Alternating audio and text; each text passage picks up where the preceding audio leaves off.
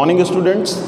तो last lecture से हम देख रहे थे कि सिविल डिसोबीडियंस की लिमिट्स में से एक बहुत बड़ी चीज़ ये थी कि यूनिटी की कमी थी इंडियन सोसाइटी में। इंडियन सोसाइटी हमने देखा untouchables, high cast, lower caste, इस पे डिवाइड हो गई थी। दूसरा हिंदूज़, मुस्लिम्स, रिलीजन को लेकर डिवाइड हो गई थी। जब कोई सोसाइटी अगर रिलीजन और कास्ट इन्हीं सब में उलझी रहेगी तो वो अपने नेशन, अपने देश के बारे में कब सोचेगी? उसके अंदर ये फीलिंग यूनिटी की कभी होगी नहीं, और जब यूनिटी की फीलिंग नहीं होगी तो उसके अंदर नेशनलिज्म यानी कि extreme love for their nation, यानी अपने देश के लिए जो एक्सट्रीम लव की जो फीलिंग है वो तो फिर आएगी ही नहीं, क्योंकि फिर हम यह सोसाइटी जो है वो पर्टिकुलरली अपने देश के बारे में ना सोच करके सबसे पहले अपने बारे में सोचती है, यानी अपनी कास्ट के बारे में, अपने धर्म के बारे में सोचने लगती है, और देश उससे कहीं पीछे छूट जाता है। तो नेशनलिज्म की फीलिंग यही होती है कि जब व्यक्ति या सोसाइटी के लोग जो हैं वो अपने आप को अपने धर्म और जाति से ऊपर सबसे पहले उनके लिए क्या आ जाता है? देश आता है। वो खुद को किसी पर्टिकुलर जाति या धर्म का ना मान करके सबसे पहले वो अपने आप को एज जो उनका नेशन है उससे आइडेंटिफाई करते हैं, उससे ही उनकी आइडेंटिटी बनती है। जैसे अगर हम भारत से कहीं भी बाहर जाते हैं तो हमारी आइडेंटिटी जो है, चाहे भले ही हम देखो कोई हिंदू व्यक्ति भारत से बाहर जाएगा, किसी और कंट्री में जाएगा, तो उसकी आइडेंटिटी वो ये नहीं बताएगा मैं हिंदू हूँ, आइडेंटिटी वो बताएगा कि मैं इंडियन हूँ। कोई मुस्लिम भारत से बाहर जाएगा, किसी दूसरे देश में जाएगा, तो वो ये नहीं बताएगा कि मैं मुस्लिम हूँ, और ना ही ये आइडेंटिटी उसकी चलने वाली है। वहाँ आइडेंटिटी उसको यही बतानी होगी क्या? कि मैं इंडियन हूँ, कि हम इंडियन हैं। यही तो पूछते हैं भाई कहाँ से हो, कहाँ से आए हो? तो इंडियन। इंडिया के अंदर भी हमारी आइडेंटिटी कहाँ से होती है? हमारी डिस्ट्रिक्ट होती है, हमारा जो विलेज होता है, इन सब से हमारी आइडेंटिटी बनती है कि हम यहाँ के रहने वाले हैं। हमारी रिलीजन या हमारी कास्ट कभी भी हमारी आइडेंटिटी नहीं बनती, ठीक है। हमारा जो देश है वो हमारी आइडेंटिटी बनता है, ठीक। हमारी पहचान जो है इस पूरी दुनिया में वो हमारे देश से है। हम पूरी दुनिया में कहीं भी होते हैं, हम वहाँ अपनी कंट्री के लिए रिप्रेजेंट कर रहे होते हैं, ठीक। तो नेशनलिज्म कब स्प्रेड होता है? अब यही भावना ज़रूरत थी उस समय कि पूरे इंडिया के जो लोग थे उनको एकजुट किया जाए। वो यूनाइट कब होंगे? जब उनमें नेशनलिज्म की फीलिंग होगी। और नेशनलिज्म की फीलिंग लोगों में तब आती है जब लोग एक दूसरे से अलग अलग धर्म, अलग अलग जाति के होते हुए भी किसी न किसी चीज़ से दोनों यूनाइट होते हैं, बाउंडेड होते हैं। कोई एक ऐसी चीज़ होती है जो उनमें कॉमन होती है, जो उनको एकता के सूत्र में, यूनिटी में बांधे रखती है, ठीक। और हम यहाँ देख रहे हैं कि यहाँ तो यूनिटी छिन्न भिन्न हो रही है, मतलब अलग अलग हो रही है, यूनिटी है ही नहीं। हिंदू और मुस्लिम अब अलग हो गए, इधर हाई कास्ट लो कास्ट अलग हो गए, तो फिर सोचिए कैसा नेशनलिज्म। देश प्रेम तो गया भाड़ में, क्योंकि पहले अपनी अपनी जातियाँ, अपना अपना धर्म ही देख लें, देश को बाद में देखेंगे। तो फिर ऐसे में क्या होगा? क्या कोई मूवमेंट या कोई स्ट्रगल चल पाएगा? जी नहीं, ठीक है। तो नेशनलिज्म, अब ये जो नेशनलिस्ट लीडर थे उन्होंने इस चीज़ को नोटिस किया कि भारतीय जनता लगातार धर्म के आधार पर, जाति के आधार पर बढ़ती चली जा रही है, और इन सब के लिए इनका धर्म, इनकी जाति पहले है और देश बाद में है। और अगर इस तरीके से होता रहा तो ये मूवमेंट, ये स्ट्रगल हम कभी भी अच्छे से लीड नहीं कर पाएंगे, अच्छे से नहीं चल पाएंगे, और शायद कभी आज़ाद ना हो पाएँ। क्योंकि जब तक लोग एक साथ जुड़ेंगे नहीं, उनमें एकता की भावना नहीं होगी, कलेक्टिव बिलोंगिंग नहीं होगी, यानी कि सबका एक साथ अपने देश से जुड़ाव नहीं होगा, फीलिंग नहीं होगी अपनी कंट्री के लिए, तब तक वो लड़ेंगे कैसे? वो भी ब्रिटिशर्स जैसे एनिमी से किस तरीके से फाइट हो पाएगी? तो ये ज़रूरी था कि उनके अंदर आना चाहिए क्या? सेंस आना चाहिए किस चीज़ का? कलेक्टिव बिलोंगिंग का। उनके अंदर एक फीलिंग आनी चाहिए कि भले ही हम हिंदू हैं, मुस्लिम हैं, हम सिख हैं, हम ईसाई हैं, हम जैन हैं, हम बौद्ध हैं, हम पारसी हैं, लेकिन उससे पहले हम भारतीय हैं। भले ही हमारी लैंग्वेज अलग है, लेकिन उससे पहले हम भारतीय हैं, यानी कंट्री फर्स्ट, ठीक है। तो हम कुछ भी हो सकते हैं, सोसाइटी में हम सारे लोग अलग अलग हो सकते हैं, हमारे अलग अलग कल्चर हो सकते हैं, हमारे अलग अलग रिचुअल्स, कस्टम्स हो सकते हैं, लेकिन सबसे पहले हम इंडियन हैं। ये बात अब कह रहे हैं हम, लेकिन फीलिंग उस समय लोगों में ये नहीं थी। और ब्रिटिशर्स भी तो यही चाहते थे कि इंडिया को बांट दिया जाए इसी तरीके से, धर्म और जाति में। जब ये आपस में ही लड़ते रहेंगे, बटे रहेंगे, तो हमारे अगेंस्ट लड़ेंगे कब? तो ज़रूरी था, इसीलिए इंडियन नेशनलिस्ट ने महसूस किया कि अगर हमें स्ट्रगल आगे बढ़ाना है तो हमें ज़रूरत है किसकी, इन लोगों में सेंस ऑफ कलेक्टिव बिलोंगिंग लाने की। ठीक है, तो अ सेंस ऑफ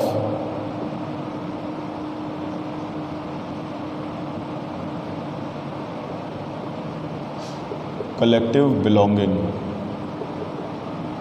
ये सेंस ऑफ कलेक्टिव बिलोंगिंग अगर आपको याद हो तो आपको याद आ रहा होगा जब rise of nationalism in Europe chapter number 1 कराया था तो फ्रेंच रिवॉल्यूशन के बारे में आपको बताया था। और फ्रेंच रिवॉल्यूशन के बारे में जब आपको बता रहा था तब ये भी बताया था कि फ्रांस के भी जो नेशनलिस्ट रिवॉल्यूशनरी थे उन्होंने भी सबसे पहले लोगों में क्या किया, कुछ स्टेप्स लिए कि लोगों में क्रिएट करें सेंस ऑफ कलेक्टिव आइडेंटिटी, यानी लोगों की कलेक्टिव आइडेंटिटी होनी चाहिए। वहाँ भी लोग लैंग्वेज वगैरह के बेसिस पे अलग अलग थे। तो क्या किया था आपको याद हो, एक नया फ्रेंच फ्लैग इंट्रोड्यूस किया था, नेशनल लैंग्वेज उन्होंने सिंगल फ्रेंच बना दी थी, न्यू हिम्स जो थे वो नए सॉन्ग्स, इस तरीके के पैट्रियोटिक सॉन्ग्स, ये सारी चीज़ें, पोइम्स ये कंपोज की गई थी। और कुछ डेट फिक्स किए गए थे जिनमें मार्टियर्स को क्या किया जाता था, कोमेमोरेट किया जाता था, यानी शहीदों को याद किया जाता था। स्कूल्स में बच्चों से देशभक्ति के गीत या प्रेयर्स वगैरह ये सारी चीज़ें कराई जाती थी, जिससे बच्चों में भी, यानी जो हमारी नई जनरेशन तैयार हो रही है, इसमें भी कलेक्टिव बिलोंगिंग होनी चाहिए, धर्म के आधार पर ना बट करके एक सबसे पहले अपने देश की इसके पास आइडेंटिटी होनी चाहिए, ऐसी फीलिंग होनी चाहिए। तो वैसी ही कलेक्टिव बिलोंगिंग क्रिएट करनी थी इंडिया के नेशनलिस्ट को। अब इंडिया के जो नेशनलिस्ट थे वो ये कलेक्टिव बिलोंगिंग कैसे क्रिएट की उन्होंने, यही हम इस लेक्चर में पढ़ेंगे कि इंडिया में आकर कलेक्टिव बिलोंगिंग कैसे क्रिएट की, किस तरीके से उन्होंने प्रयास किया। तो इसमें सबसे पहले आ जाता है क्या, पोर्ट्रेयल ऑफ नेशन, यानी कि वास्तव में नेशन या जो देश है वो क्या है, एक इमेजिनरी आइडिया है, एक एब्स्ट्रैक्ट आइडिया है। देश या नेशन दिखाई थोड़ी देता है, भाई हम सबसे मिलकर के देश बनता है। वास्तव में देश नाम की कोई चीज़ थोड़ी है जो हम हाथ में ले लें, महसूस कर लें या देख लें, एक एब्स्ट्रैक्ट आइडिया है। और अगर इससे सबको कनेक्ट करना है तो ज़रूरी है हमारे पास कुछ सिंबल्स, कुछ सॉन्ग्स, कुछ पिक्चर्स, ऐसी चीज़ें होनी चाहिए। तो सबसे पहले कोशिश की गई नेशन को क्या करने की, पोर्ट्रे करने की, यानी उसे एक चित्र के रूप में, इमेज के रूप में दिखाने की। और आपको याद हो कि rise of nationalism in Europe में भी जो यूरोपियन आर्टिस्ट थे, पेंटर्स थे, उन्होंने भी यही किया था। जैसे फ्रांस के लिए एक इमेज बनाई थी क्रिस्टीन मैरियन की, और जर्मनी के लिए जैसे एक नेशनलिस्ट इमेज बनी थी जर्मेनिया की, और ये सारी की सारी क्या थी, फीमेल फिगर्स थी। ऐसे ही इंडिया के लिए भी एक फ़ीमेल फिगर बनाई गई, क्योंकि नाम है इंडिया, कहाँ दिखाई देता है, सिर्फ एक नेम, एक एब्स्ट्रैक्ट आइडिया इंडिया, जिसके मन में हमारे मन में जिसके लिए प्रेम है, सम्मान है, ठीक है, कि ये हमारा देश है। तो भारत में भी एक इमेज पोर्ट्रे की गई, और उस इमेज को जैसे नाम दिया गया क्या, भारत माता। क्या नाम दिया गया, भारत माता की फर्स्ट इमेज जो है, first image was created by Bankim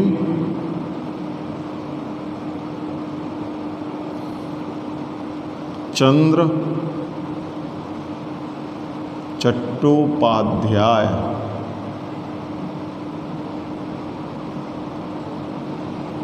Bankim Chandra Chattopadhyay ने सबसे पहली बार जो इंडिया की इमेज, जिसका नाम दिया गया भारत माता, उससे पहले इंडिया की कोई इमेज यानी कोई पोर्ट्रे, कोई पिक्चर के रूप में कभी पोर्ट्रेट नहीं किया गया था। जैसे जर्मनी को जर्मेनिया के रूप में दिखाया गया, फ्रांस को क्रिस्टीन मैरियन के रूप में दिखाया गया, तो इसी तरीके से इंडिया को भारत माता, एक फीमेल फिगर भारत माता के रूप में दिखाया गया, तस्वीर के रूप में। पहली इमेज जो क्रिएट की थी वो किसने की थी, बंकिम चंद्र चट्टोपाध्याय ने की थी, इन्होंने 1870 में। और इस ये इमेज क्रिएट की थी 1870 में, और इसी इमेज के साथ इन्होंने एक सॉन्ग क्रिएट किया था, यानी भारत माता की वंदना करते हुए। और इस सॉन्ग का नाम था, एक सॉन्ग जो आज इंडिया का क्या है, यही आज इंडिया का क्या बन गया, यही सॉन्ग आज इंडिया का बन गया है नेशनल सॉन्ग, राष्ट्रगीत, नेशनल सॉन्ग क्या था, वंदे मातरम, वंदे मातरम। वंदे मातरम जो सॉन्ग है वो उन्होंने उस समय 1870 में क्रिएट किया था। ये सॉन्ग, अब नाम क्या है, वंदे मातरम, यानी जो मेरी मातृभूमि है, मेरी माता है, वंदे यानी मैं उसकी वंदना करता हूँ, उसकी पूजा करता हूँ, उसकी प्रार्थना करता हूँ, उसको नमस्कार करता हूँ, उसकी वंदना करता हूँ। वंदे मातरम ये पूरा सॉन्ग उन्होंने लिखा। और उस समय बंगाल में, ये बंकिम चंद्र चट्टोपाध्याय बंगाल के थे, 1870 में भारत माता की इमेज बनाई और साथ में क्या किया, एक देवी के रूप में इमेज बनाई, गॉडेस के रूप में इमेज बनाई, और वंदे मातरम नामक जो गीत है वो लिखा गया। अपने देश की, अपने भारत माता की, मातृभूमि की प्रशंसा में ये गीत उन्होंने लिखा। और ये गीत उस समय बहुत पॉपुलर हुआ। बंगाल में जब स्वदेशी मूवमेंट आगे चला, स्वदेशी बॉयकॉट मूवमेंट जब चला, तो वहाँ ये जो गीत है बहुत ज़्यादा ये सॉन्ग पॉपुलर हुआ। जगह जगह नेशनलिस्ट के द्वारा, प्रोटेस्टर्स के द्वारा ये सॉन्ग गाया गया। लेटर ऑन आगे ये बहुत पॉपुलर हुआ और आज ये हमारे देश का क्या बन गया है, नेशनल सॉन्ग बन गया है। ठीक है, अब आप खुद सोचिए कि जब कभी वंदे मातरम सॉन्ग चलता है तो देखिए आप फील करते हैं गूज़बम्प्स, ठीक है ना। तो ये क्यों आते हैं, आप खुद सोचिए क्यों आते हैं। आप कभी तिरंगा लहराते हुए देखें या देखो रोंगटे खड़े हो जाते हैं, क्यों, ऐसा क्यों होता है, ये फीलिंग कहाँ से आती है। आप कोई देशभक्ति म्यूज़िक सुनते हैं, अपना तिरंगा लहराते हुए देखते हैं, क्या फीलिंग आती है आपके अंदर, बताइए। एक प्राउड फीलिंग आती है, वाह मेरी कंट्री का झंडा है, मेरे देश का फ्लैग है। किसी और कंट्री के लिए, किसी और कंट्री की फ्लैग के लिए आपके अंदर वो फीलिंग क्यों नहीं आती। अभी ओलंपिक्स चल रहे हैं, ठीक है, अभी ओलंपिक्स चल रहे हैं, तो जो भी कंपटीशन होता है तो आप उसमें देखते हैं सारे फ्लैग्स टंगे होते हैं, और जो भी कंपटीशन होता है, जिस भी कंट्री का खिलाड़ी जीतता है उसका फ्लैग ऊपर जाता है। तो जब इंडिया का कोई खिलाड़ी कोई मैच जीतता है, कोई मेडल जीतता है, तो वो फ्लैग ऊपर जाता है।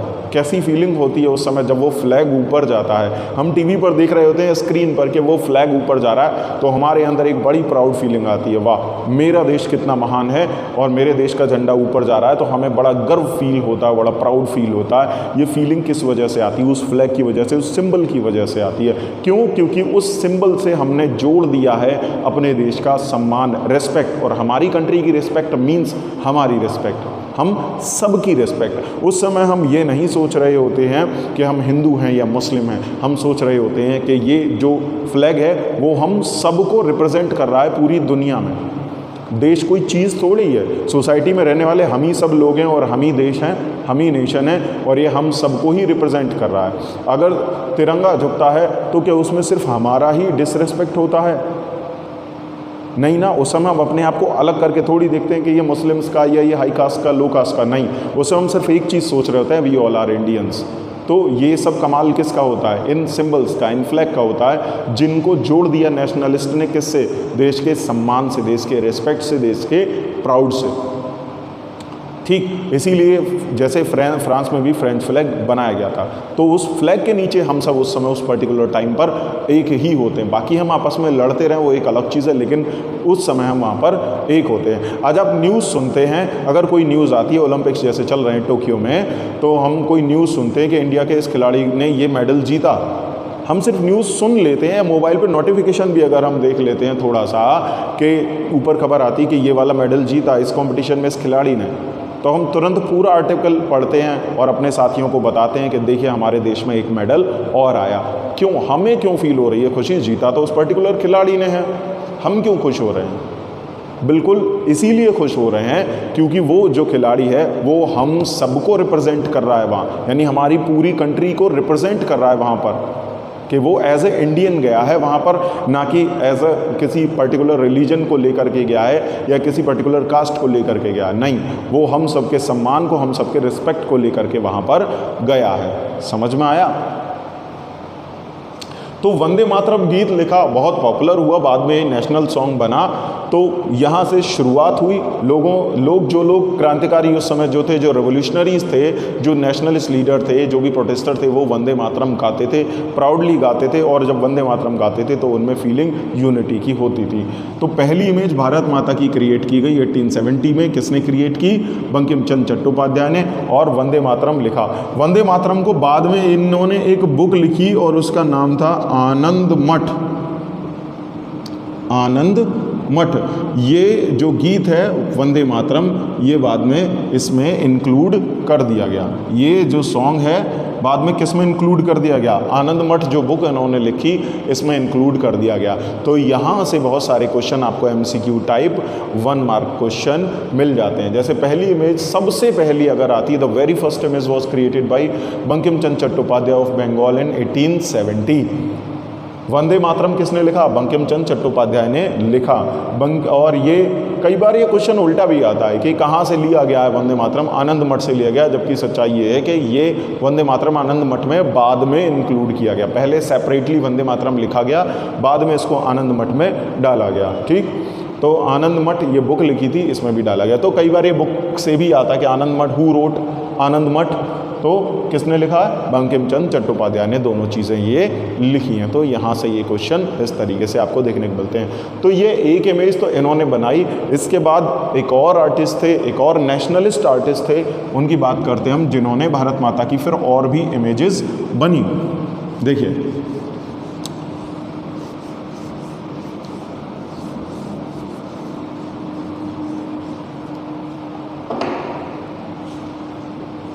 अवनींद्र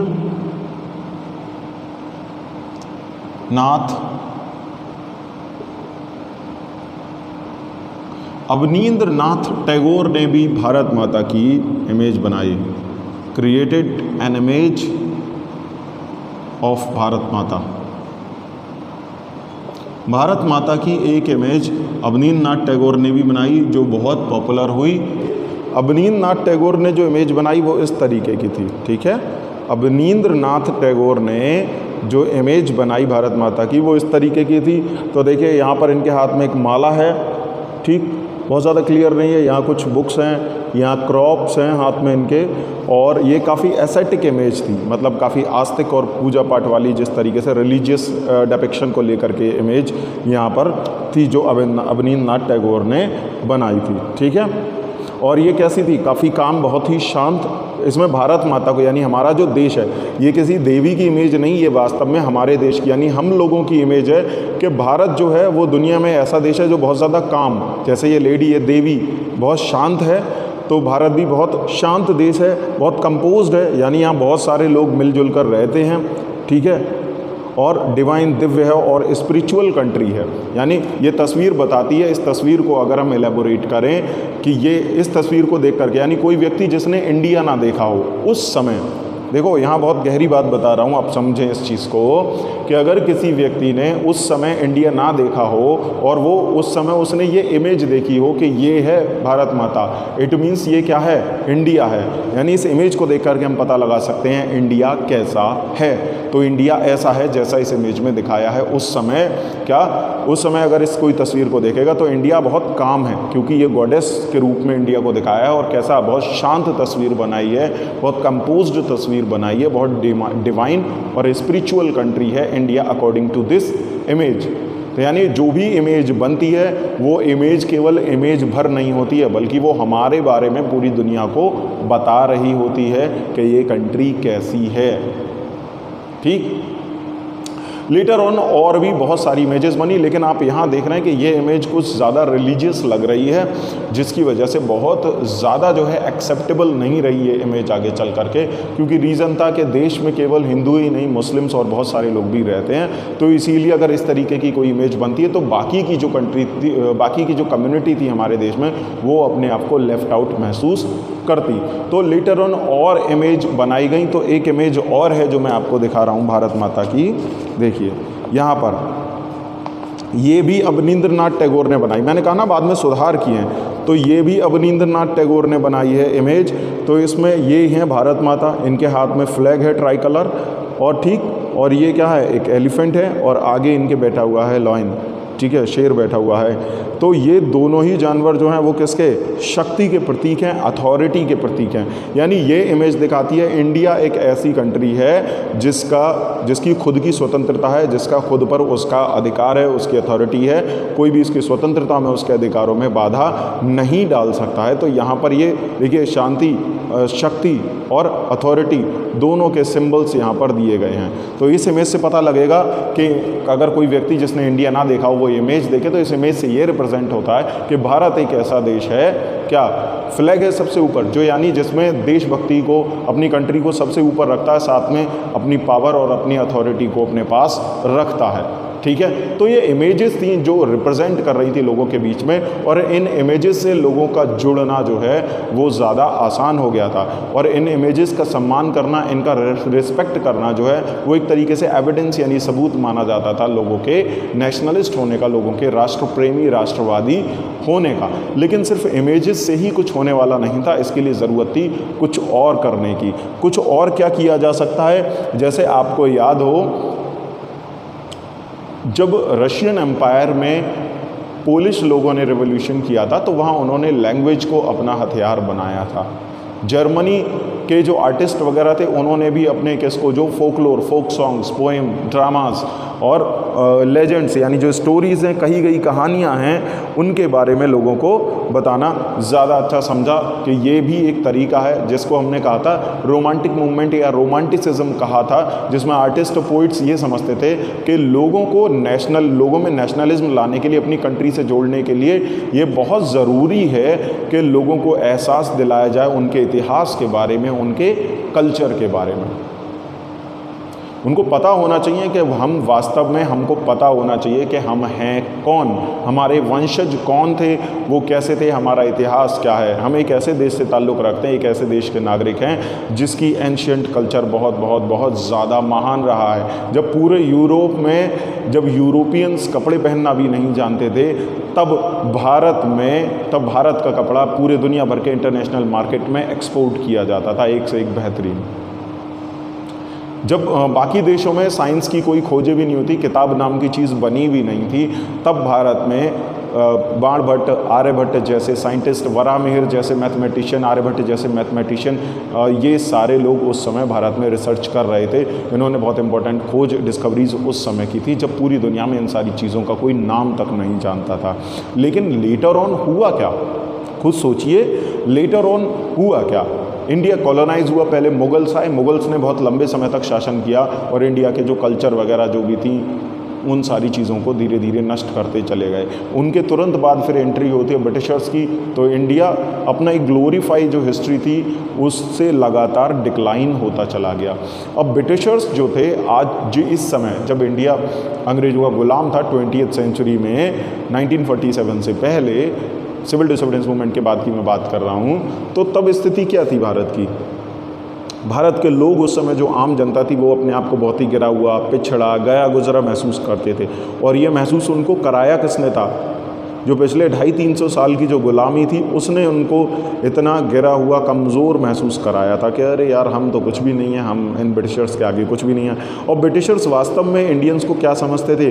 बहुत ही बैकवर्ड समझते थे, और वो ये मानते थे कि Indians are incapable to govern the country, यानी इंडियंस इस लायक नहीं हैं कि इतने बड़े देश की गवर्नमेंट को वो चला सकें और क्या कर सकें, गवर्न कर सकें, उस पर शासन करने के लायक इंडियंस को नहीं समझते थे। और मज़े की बात है, उनको बार बार ये बोला जाता था कि तुम बेकार हो, तुम बकवास हो, तुमको कुछ नहीं आता, तुम सरकार नहीं चला सकते, कि इंडियंस को खुद भी लगने लगा था यार हम बहुत गए गुजरे, इसीलिए वो कभी अंग्रेज़ों के खिलाफ खड़े भी नहीं हो पाए। क्यों? क्योंकि प्राउड था ही नहीं, अपने इतिहास के बारे में कुछ जानते नहीं। तो इसलिए अब ज़रूरी हो गया था कि लोगों में देशभक्ति की भावना, वापस से उठ खड़े होने की भावना, जब तक लोग अपने देश पर प्यार करना नहीं सीखेंगे, अपने देश को, अपने आप पर गर्व करना नहीं सीखेंगे, अपने कल्चर पर प्राउड करना नहीं सीखेंगे, तब तक अंग्रेज़ों के तो क्या, किसी भी बाहरी पावर के खिलाफ खड़े नहीं हो पाएंगे, नेशनलिज्म की फीलिंग नहीं आएगी, जब तक हम अपने कल्चर, अपनी हिस्ट्री के बारे में नहीं जानेंगे। तो आर्टिस्ट थे, पोइट्स थे, इन्होंने जिम्मेदारी ली कि नेशनलिज्म जो है वो केवल किन चीज़ों से आ सकता है? Folk songs, folk music, legends, ठीक है, और जो हिस्ट्री है या हिस्टोरिकल जो अचीवमेंट्स हैं कि हमने पाया क्या है इतिहास में, हमने किया क्या है। जब लोगों को इन सब चीज़ों के माध्यम से उनकी ग्लोरीफाइड हिस्ट्री, उनके कल्चर, उनके इतिहास के बारे में जानकारी दी जाएगी, तब ही लोग कुछ कर पाएंगे, तब लोग अपने आप को कुछ समझेंगे, उनमें प्राउड की भावना आएगी। अदरवाइज़ तो इंडियन अपने आप को बिल्कुल गया गुजरा बेकार समझते थे अंग्रेज़ों के आगे। उनको लगता था यार इनके पास मशीनें हैं, इन्होंने ये इन्वेंशन किया, इन्होंने वो इन्वेंशन किया है, इन्होंने फैक्ट्रीज़ लगाई हैं, हम तो अभी भी हाथों से काम कर रहे हैं। तो अपने आप को बहुत ही ज़्यादा बैकवर्ड समझने लगे थे और ऐसा समझने के लिए उन्हें मजबूर किया था, ऐसी मेंटेलिटी बनाई थी अंग्रेज़ों ने। तो इस चीज़ को दूर करने के लिए ज़रूरत थी फोक सॉन्ग्स की, ये पॉपुलर किए जाएं लोगों के बीच में, फोक म्यूज़िक के थ्रू लोगों को बताया जाए, लेजेंड्स यानी वीर जो राजा हुए हैं हमारे इतिहास में, एंशिएंट हिस्ट्री में, उनको बताया जाए। अब सोचिए ब्रिटिशर्स ये मानते थे, ये कहते थे इंडियन लीडर से कि Indians are not capable to govern the country, यानी भारत के लोग अपने ही देश पर सरकार चलाने लायक, शासन चलाने लायक नहीं है, उनको नॉलेज नहीं है कि प्रशासन चलाया कैसे जाता है। तो उन अंग्रेज़ों को ये बताने की ज़रूरत थी कि ये वही भारत है जिसमें चंद्रगुप्त मौर्य जैसे राजा हुए हैं, या समुद्रगुप्त जैसे राजा हुए हैं, या और भी बहुत सारे किंग हुए हैं जिनका एडमिनिस्ट्रेशन अपने टाइम में, एंशिएंट समय में, पूरी दुनिया में ऐसा एडमिनिस्ट्रेटिव स्ट्रक्चर कभी होता भी नहीं था। लेकिन दिक्कत क्या थी, हम बताते तो जब अंग्रेज़ों के हमारे यहाँ ऐसे चंद्रगुप्त मौर्य थे, तुम क्या एडमिनिस्ट्रेशन चला रहे हो, तुमसे बढ़िया एडमिनिस्ट्रेशन, पूरी दुनिया का सबसे अच्छा एडमिनिस्ट्रेशन, इतने बड़े भारत को, आज से भी बड़ा भारत, अंग्रेज़ों के टाइम से भी बड़ा भारत, जब अफगानिस्तान वगैरह सारे भारत के कभी हिस्से हुआ करते थे, उन राजाओं के विषय में, इतने बड़े देश को अकेले एक राजा चलाते थे, तो उनके बारे में जानकारी हमें होती तब ना हम अंग्रेज़ों को जानकारी देते, इसीलिए हम खुद को बैकवर्ड समझते रहे। तो ये जिम्मेदारी ली हमारे आर्टिस्ट ने, पोएट्स ने, ठीक है, इन सब ने, और जो कवियों ने। कवि उस समय जो होते थे वो राजाओं के विषय में कविता लिखते थे, तब हमें उनके बारे में जानकारी मिलती थी, ठीक। तो ये सारा काम ब्रिटिशर्स के टाइम में हो गया था बंद। तो अब जो ड्रामेटिस्ट थे, पोइट्स थे, जैसे रविंद्रनाथ टैगोर ने खुद बहुत सारे बैलेड्स, बहुत सारे प्लेज, बहुत सारी चीज़ों को वापस रिकलेक्ट किया, लोगों के बीच में प्रिंट करके दोबारा से कंपोज करके पहुंचाया, जिससे लोगों को जानकारी हुई अपने गौरवशाली इतिहास के बारे में, और तब वो समझ पाए, उनमें फीलिंग आई कि नहीं, हम अंग्रेज़ों से किसी भी तरीके से कम नहीं हैं, पीछे नहीं हैं, बल्कि उनसे बहुत ज़्यादा आगे हैं। जब यूरोपियन कंट्रीज़ में साइंस, मैथमेटिक्स और मेडिकल साइंस, इन सारी चीज़ों का आविष्कार भी नहीं हुआ था, उससे काफ़ी साल पहले भारत इन सब चीज़ों में दुनिया में नंबर 1 हुआ करता था।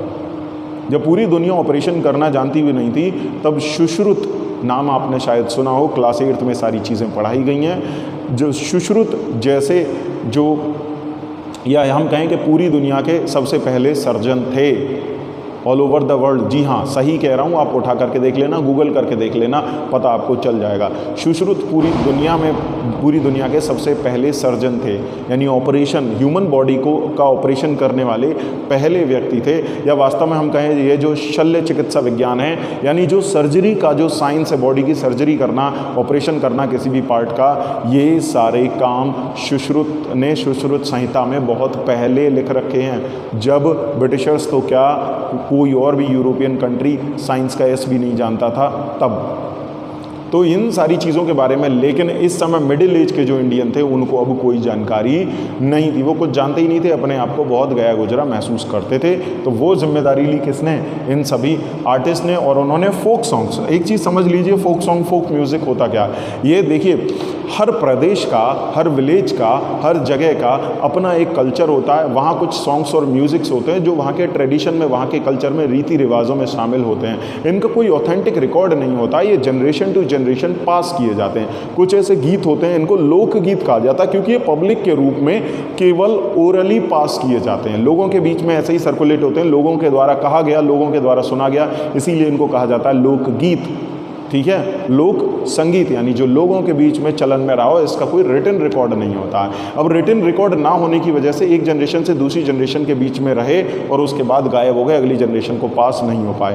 तो कुछ आर्टिस्ट वगैरह ने पूरे भारत भर में घूमना, गांव-गांव जाना, ये सारी कहानियों को सुनना, उनको लिखना, उनको वापस से गीतों को, कविताओं को कंपोज करना, प्रिंट कराना, भारत भर में भारत की जो आम जनता उसमें सर्कुलेट कराना, जिससे लोगों में को पता चले कि हाँ ऐसा भी होता था, या हम उस देश के वासी हैं, हम वो इंडियन हैं जिनका कल्चर बहुत बहुत बहुत ज़्यादा प्रॉस्पेरस रहा है, बहुत ज़्यादा वीर और बहादुर राजाओं से हमारा इतिहास भरा हुआ है। जब इन चीज़ों की जानकारी होगी लोगों को तो क्या होगा, लोगों में एक प्राउड की फीलिंग आएगी, उनको लगेगा कि हम ऐसे लोगों के वंशज हैं तो हम भी फाइट कर सकते हैं, हम ब्रिटिशर से लड़ सकते हैं।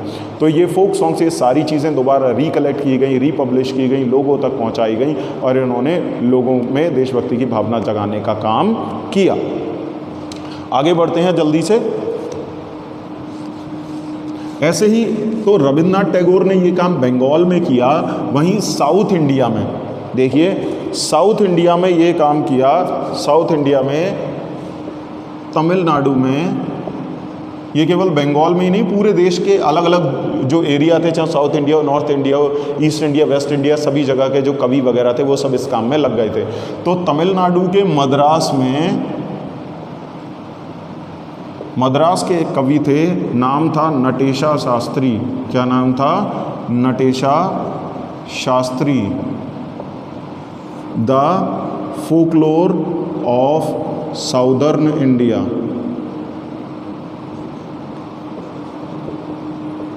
The folklore of southern India. ठीक है, तमिलनाडु में के मद्रास में एक पोइट थे नटेशा शास्त्री और इन्होंने the folklore of southern India एक मैसिव 4 वॉल्यूम बुक, कितने वॉल्यूम थे इस बुक के? 4 वॉल्यूम बुक, एक 4 वॉल्यूम बुक यानी 4 वॉल्यूम की, यानी 4 पार्ट की एक बुक जो है वो उस समय पब्लिश कराई। और इसमें क्या थी? इसमें तमिल फोक टेल्स का कलेक्शन था। ये क्या था? तमिल फोक टेल्स का कलेक्शन था, तमिल फोक टेल्स का ये कलेक्शन था।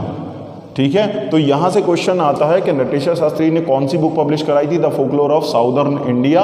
कितने वॉल्यूम में थी? 4 वॉल्यूम में थी। और ये थी क्या? ये तमिल फोक टेल्स का कलेक्शन थी, यानी जो तमिल कल्चर है, उन जो तमिल हिस्ट्री है, उनकी हिस्ट्री में जो भी स्टोरीज थी, जो फोक टेल्स थी, उनको दोबारा से लिखा, उनको क्या किया, कंपाइल किया और बाद में उनको पब्लिश कराया। और थोड़ी बहुत नहीं, बहुत सारी कहानियों का कलेक्शन था जो कि 4 पार्ट में अलग अलग वॉल्यूम में ये पब्लिश हुई। और इसने जो तमिलियंस थे, जो इंडिया के जो तमिल्स थे साउथ इंडिया के, उनको उनके कल्चर के बारे में बताया, उनको प्राउड फील कराया और उनमें नेशनलिज्म की फीलिंग या नेशनलिज्म के लिए उनको इंस्पायर किया।